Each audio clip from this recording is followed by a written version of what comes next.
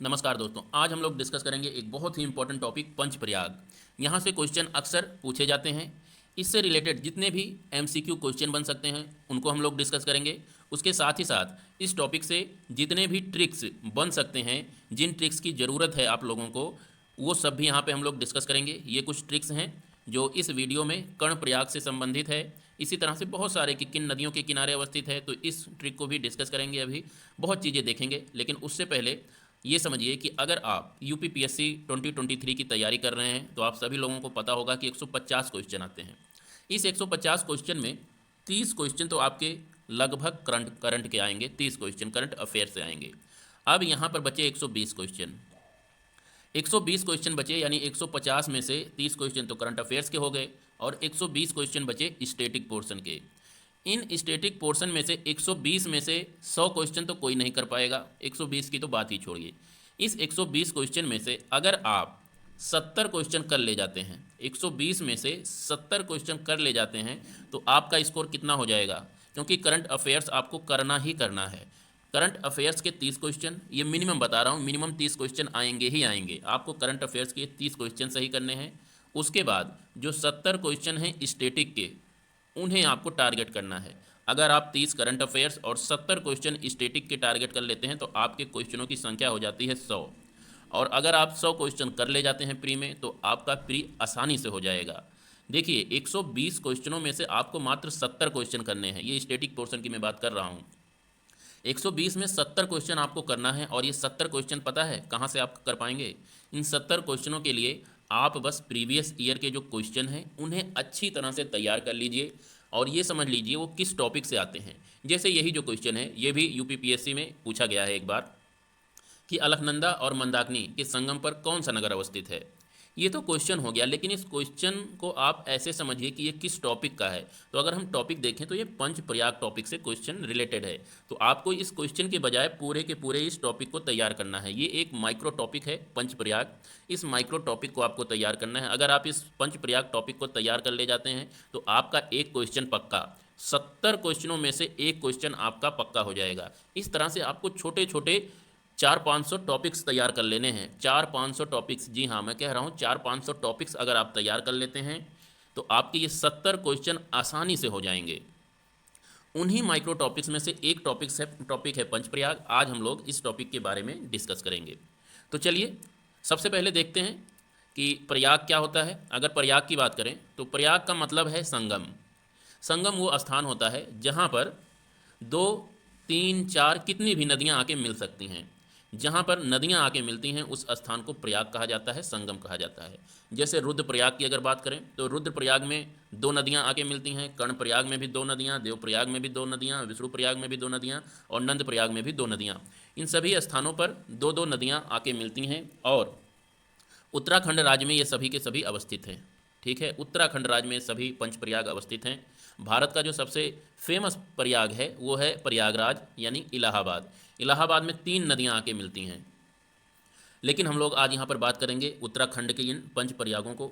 इनसे संबंधित जो सबसे इम्पॉर्टेंट फैक्ट या इन्फॉर्मेशन आपको याद रखना है वो ये है कि ये सभी नगर, रुद्रप्रयाग, कर्णप्रयाग, देवप्रयाग, विष्णुप्रयाग और नंदप्रयाग, अलखनंदा नदी के किनारे अवस्थित हैं। एक नदी जो है वो अलखनंदा है। ये फैक्ट आपको याद रखना है। अगर इस फैक्ट को आप याद रख गए तो आपका ये टॉपिक आधा कंप्लीट हो गया। अगर आपने केवल यही इतना याद कर लिया कि ये सभी नगर अलखनंदा नदी के किनारे अवस्थित हैं। अब बात बचती है कि वो दूसरी नदी कौन सी है जो इन स्थानों पर आकर मिलती है। तो उसके लिए हम लोग एक ट्रिक देखेंगे पहले, फिर उसके बाद इस इमेज को भी आके डिस्कस करेंगे कि क्या है। चलिए तो अब देख लेते हैं दूसरी नदी कौन सी है जो रुद्रप्रयाग में आके मिलती है। इसके लिए जब भी रुद्रप्रयाग का नाम आए तो आपके सामने एकदम से रूम का चित्र बन जाना चाहिए। रूम, रू से रुद्रप्रयाग और रू से रूम। तो इस रूम में रू का मतलब हो गया रुद्रप्रयाग और माँ का मतलब हो गया मंदाकिनी। जैसे ही रुद्रप्रयाग का नाम आए तो आपके दिमाग में रूम आ जाना चाहिए। रूम अर्थात आप जब भी रुद्रप्रयाग घूमने जाएंगे तो रूम आपको लेना पड़ेगा ना। बिना रूम लिए तो आप वहाँ रह नहीं सकते, इतनी ठंडी होती है। तो इस तरह से किसी न किसी तरह से आप ये चीज़ अपने दिमाग में डाल लीजिए कि जैसे ही रुद्रप्रयाग का नाम आए आपके दिमाग में रूम बन जाए। इस रूम में रू से तो हो जाएगा यानी रुद्रप्रयाग और माँ से हो जाएगा मंदाकिनी। तो रुद्रप्रयाग किन दो नदियों के संगम पर अवस्थित है? मंदाकिनी और अलकनंदा। अलकनंदा तो सभी प्रयागों में रहेगा, क्योंकि अलकनंदा सभी स्थानों पर से गुजरती है और इसी अलकनंदा में आके दूसरी नदियां मिलती हैं। मेन नदी अलकनंदा ही है। तो ये रुद्रप्रयाग से संबंधित ट्रिक हो गया कि आप रुद्रप्रयाग को कैसे याद रखेंगे कि कौन से नदियों के संगम पर ये अवस्थित है। उसके बाद देखिए कर्णप्रयाग है। ये पूछा जाता है कि कर्णप्रयाग कौन से नदियों के संगम पर अवस्थित है। तो जैसे ही कर्णप्रयाग का नाम आए, आपको तुरंत ही कपि का इमेज आपके दिमाग में आना चाहिए। कपि माने बंदर, बंदर का एक पर्यायवाची है कपि। तो कपि का इमेज आपके दिमाग में एकदम आना चाहिए कि जैसे कर्णप्रयाग आए तो ये समझिए कि जब आप कर्णप्रयाग जाएंगे तो वहाँ पर आपको बहुत सारे बंदर देखने को मिलेंगे कर्णप्रयाग में। यहाँ पर कपि में का से हो गया कर्ण और पी से हो गया पिंडार, यानी कर्णप्रयाग पिंडार नदी और अलकनंदा नदी के किनारे अवस्थित है। ये फैक्ट आप ध्यान रखिएगा कि जैसे ही कर्णप्रयाग का नाम आए आपके दिमाग में बंदर की इमेज बन जानी चाहिए। कपि का से कर्णप्रयाग, पी से पिंडार। तो ये हो गया कर्णप्रयाग के बारे में, कौन से नदी के किनारे अवस्थित है। इसके बाद देखिए आ जाता है देवप्रयाग। देवप्रयाग का जैसे ही नाम आए तो देवता की इमेज आपके दिमाग में बन जानी चाहिए, क्योंकि यहाँ पर देखिए देव लिखा हुआ है। देव का मतलब देवता, और देवता कैसे हैं? दंभ से भरे हुए होते हैं, दंभी होते हैं। दंभ का मतलब घमंड, अभिमान। तो यहाँ से दंभ आपको याद आना चाहिए, देवो यानी दंभ। तो इस दंभ में दा से तो देवप्रयाग और भा से हो गया भागीरथी। दंभ में फिर से सुनिए, दंभ में दा का मतलब देवप्रयाग और भा का मतलब भागीरथी, और जो दूसरी नदी है वो अलकनंदा तो है ही है। तो जैसे ही देवता आए यानी देवप्रयाग आए, आपके अंदर दंभ यानी एक अभिमान, एक घमंड, एक गुरूर का भाव आना चाहिए। और उसके सहारे आप याद रखिए कि जो भा है यानी दंभ है, दा में आपका देवप्रयाग और भा का मतलब भागीरथी। यहाँ से ये देवप्रयाग हो गया। उसके बाद विष्णु प्रयाग को याद रखने के लिए कि ये किस नदी के संगम पर अवस्थित है। तो जैसे ही विष्णु प्रयाग आए तो आपके दिमाग में विष्णु एक लड़का है, एक लड़की का नाम आना चाहिए विधा। विधा एक लड़की है, विष्णु एक लड़का है। इन दोनों का नाम आपको दिमाग में आना चाहिए आपके। इसमें देखिए विधा के नाम में, बाय द वे अगर किसी का नाम विधा हो तो कमेंट जरूर करिएगा, अगर इस टॉपिक को आप देख रहे हो, इस वीडियो को देख रहे हो। तो विधा में वी का मतलब हो जाएगा विष्णु प्रयाग और धा का मतलब हो गया धौली गंगा। विधा, जैसे ही विष्णु आए तो आपके सामने विधा का नाम जरूर आ जाना चाहिए। विधा एक इमेज बन जानी चाहिए दिमाग में। तो वी से हो जाएगा विष्णु और धा से हो जाएगा धौली गंगा। तो इस प्रकार आपका उत्तर हो जाएगा कि विष्णु प्रयाग किन नदियों के संगम पर अवस्थित है? धौली गंगा और अलकनंदा। ये तो है ही है हमारे उसमें। इसके बाद जो सबसे लास्ट का प्रयाग है वो है नंद प्रयाग। इसमें आपको कुछ नहीं याद रखना है, नंद प्रयाग के नाम में ही उत्तर छुपा हुआ है, किस नदी के किनारे अवस्थित है। देखिए अलकनंदा के बारे में तो बात ही मत करिए, क्योंकि ये तो सभी पंच प्रयागों में से सभी प्रयागों से होकर गुजरती है अलकनंदा। तो नंद से आप नंदाकिनी को रिलेट कर लीजिए। नंद प्रयाग किस नदी के किनारे अवस्थित है? नंदाकिनी नदी। नंद और नंदाकिनी दोनों नाम सेम है। वैसे ये बहुत कम पूछा जाता है, क्योंकि इसमें नाम में ही छुपा हुआ है वो नदी का नाम, तो अक्सर लोग बता ले जाते हैं। तो ये टॉपिक, ये वाला प्रयाग बहुत कम पूछा जाता है। ये ऊपर के जो 4 प्रयाग हैं, ये चारों प्रयाग बहुत पूछे जाते हैं। तो यहाँ से ये पहला क्वेश्चन हो गया जो पूछा जाता है कि ये जो प्रयाग हैं पाँचों, ये किन किन नदियों के किनारे अवस्थित हैं। तो ये हमने डिस्कस किया कि ये किन किन नदियों के किनारे अवस्थित हैं। तो इस तरह से अब देखिए, अगर आप इस क्वेश्चन पे आएँ जो पूछा गया है कि अलकनंदा और मंदाकिनी के संगम पर कौन सा नगर अवस्थित है, तो सीधे अब आप इस पे मत जाइए, सीधे आ जाइए इन प्रयागों पे। कर्ण प्रयाग पूछा तो कपि का इमेज आपके दिमाग में बढ़ना चाहिए। तो कपि का मतलब ये पिंडार और अलकनंदा, तो इसे काट दीजिए, ये ऑप्शन नहीं होगा। जैसे ही विष्णु प्रयाग आए तो विष्णु का मतलब विधा, इस लड़की का नाम आपके दिमाग में आना चाहिए। विधा में धा का मतलब क्या हो गया? धौली गंगा और अलकनंदा, तो ये भी उत्तर नहीं होगा। इसके बाद देवप्रयाग आए, जब भी देवप्रयाग का नाम आए तो आपके अंदर दंभ की भावना उत्पन्न होनी चाहिए, यानी देव जो होते हैं दंभ करते हैं। दंभ में दा से देवप्रयाग, भा से भागीरथी और अलकनंदा नदी, तो ये भी नहीं उत्तर होगा। और फिर अब आप आइए ऑप्शन ए में रुद्रप्रयाग। जैसे ही रुद्रप्रयाग का नाम आए तो आपके अंदर रूम शब्द या रूम का इमेज एकदम से आ जाना चाहिए आपके दिमाग में। रू से तो हो जाएगा रुद्रप्रयाग और माँ से हो जाएगा मंदाकिनी।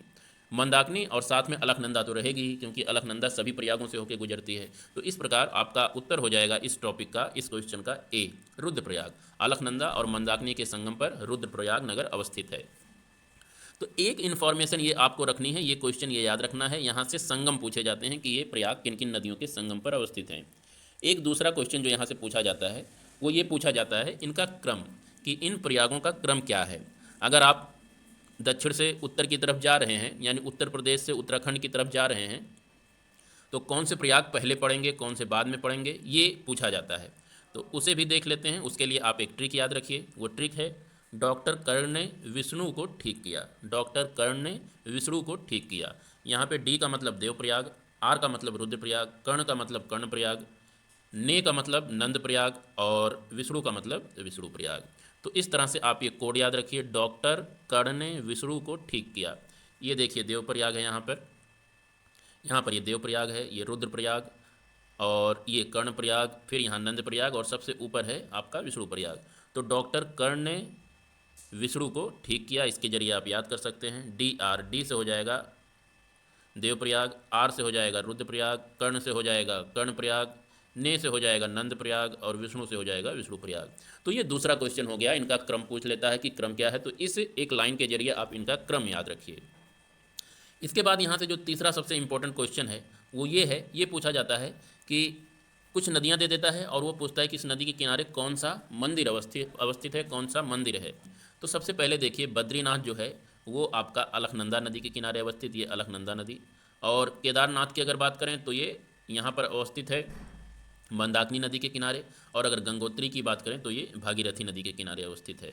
यमुनोत्री की अगर बात करें तो यमुनोत्री यमुना नदी के किनारे अवस्थित है। तो ये 4 रिलीजियस साइट हैं, धार्मिक स्थल हैं जिनके बारे में पूछा जाता है ये किस नदी के किनारे अवस्थित हैं, ये याद रखिएगा।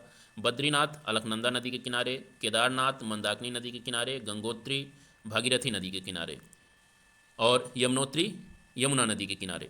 तो मूलतः ये 4 प्रश्न ही हैं जो इस टॉपिक से पूछे जाते हैं। सबसे पहला प्रश्न संगम पूछता है कि किन किन नदियों के किनारे जो प्रयाग हैं वो अवस्थित हैं। दूसरा प्रश्न पूछता है इनको अरेंज करने के लिए इन प्रयागों को कि सबसे पहले कौन सा प्रयाग पड़ेगा, फिर उसके बाद कौन, फिर उसके बाद कौन। और एक क्वेश्चन पूछता है कि केदारनाथ, बद्रीनाथ, गंगोत्री और यमुनोत्री ये जो स्थान हैं या मंदिर हैं किस नदी के किनारे अवस्थित हैं। इतना अगर आप इस पंचप्रयाग से याद रखते हैं तो कोई भी ऐसा क्वेश्चन नहीं होगा जो आपसे छूटे। आप एलिमिनेशन तकनीक का प्रयोग कीजिए और एलिमिनेशन तकनीक का प्रयोग कर कर आपके सारे क्वेश्चन इस पंचप्रयाग टॉपिक से हो जाएंगे। तो उम्मीद करता हूँ समझ में आया होगा आपको और पता भी चला होगा कि तैयारी कैसे करें। ये जो यूपीपीएससी 2023 है या आगे आने वाले जितने भी क्वेश्चन हैं उन्हें कैसे क्रैक किया जा सकता है। आप क्वेश्चन के बजाय ये ढूंढने की कोशिश कीजिए कि वो माइक्रो टॉपिक क्या है, उसका किस टॉपिक से वो पूछा गया है, और फिर उस टॉपिक को पूरा तैयार कर लीजिए। ऐसे कम से कम 400 से 500 टॉपिक अगर आप तैयार कर लेते हैं तो इन 400 से 500 टॉपिक्स में से आपको 70 क्वेश्चन का टारगेट हासिल करना है स्टैटिक जीके में। और ये 70 क्वेश्चन आसानी से हो जाएंगे, कोई दिक्कत नहीं आएगी अगर आप प्रीवियस ईयर पेपर को इस तरह से तैयार करेंगे। यानी प्रीवियस ईयर क्वेश्चन के पीछे ना भागकर टॉपिक्स के पीछे भागिए कि कौन से टॉपिक्स पूछे जा रहे हैं और 400-500 टॉपिक्स अपने तैयार कर लीजिए। और 30 क्वेश्चन आपको करंट अफेयर्स से तैयार करने हैं। करंट अफेयर्स के लिए आप निरंतर करंट अफेयर्स को फॉलो कर सकते हैं। वहाँ पर हम लोग करंट अफेयर्स निरंतर डिस्कस करते रहते हैं और एमसीक्यू के रूप में भी करंट अफेयर डिस्कस करते हैं और डिटेल में भी डिस्कस करते हैं। तो आप हमें सब्सक्राइब कर सकते हैं, निरंतर करंट अफेयर से जुड़ सकते हैं और जीके स्टैटिक पोर्शन से भी यहीं पर पढ़ाया जाएगा तो उसके लिए भी आप जुड़ सकते हैं। आज के लिए बस इतना ही, कल फिर मिलेंगे, तब तक के लिए नमस्कार।